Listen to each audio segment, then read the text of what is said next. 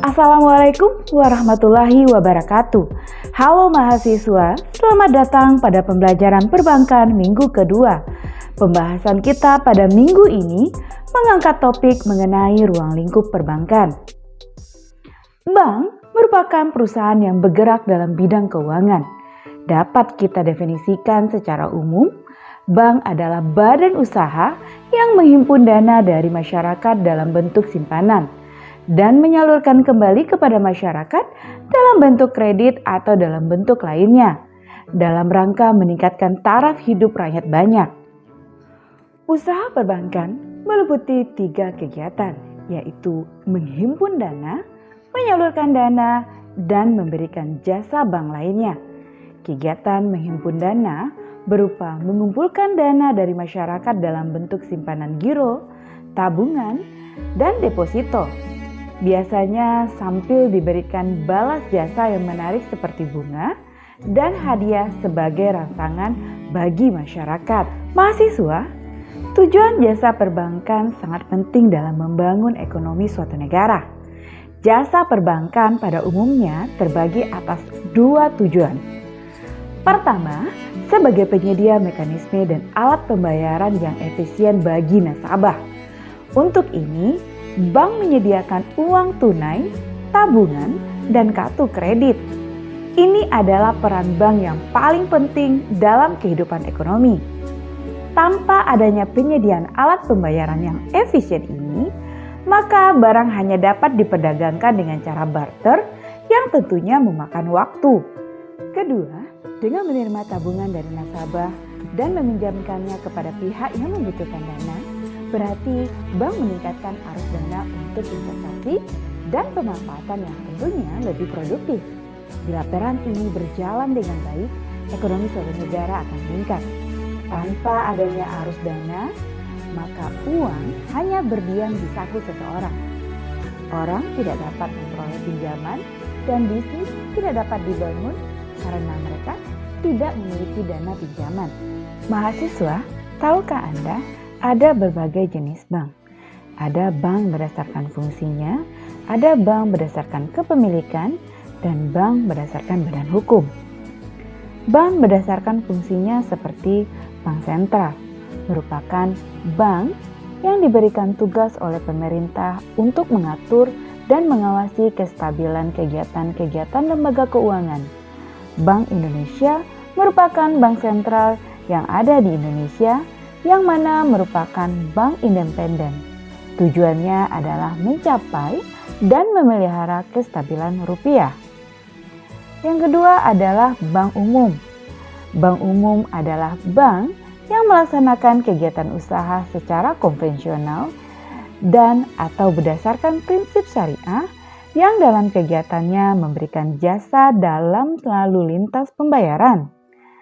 Bank umum di Indonesia dilihat dari kepemilikannya terdiri atas bank milik pemerintah seperti BRI, BNI, BTN, Bank Pembangunan Daerah, BPD, bank swasta nasional devisa seperti BCA, NISP, Bank Danamon, bank milik swasta nasional, bank milik koperasi, dan bank milik asing seperti Bank of America ataupun Bank of Tokyo.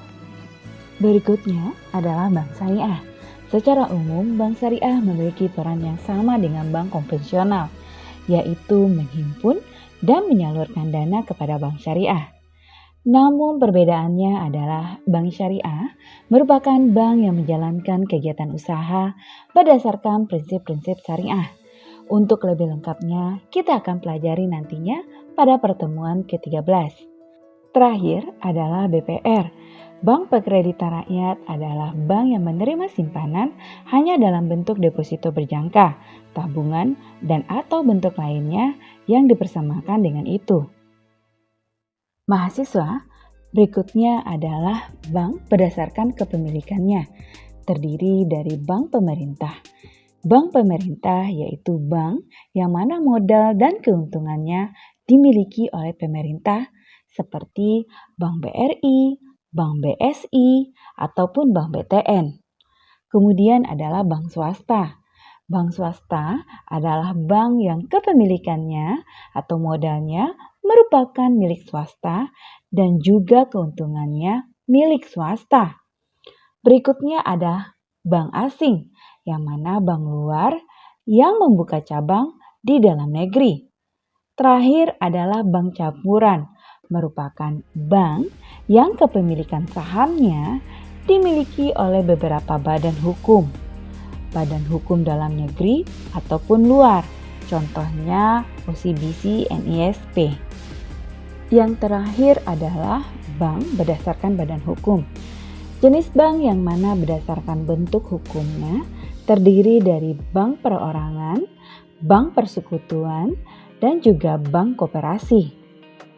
Mahasiswa, jika kita tadi membahas mengenai bank yang merupakan bagian dari lembaga keuangan, yang mana lembaga keuangan didefinisikan sebagai semua badan yang melalui kegiatan-kegiatan di bidang keuangan yang menarik uang dari masyarakat dan menyalurkannya kembali kepada masyarakat.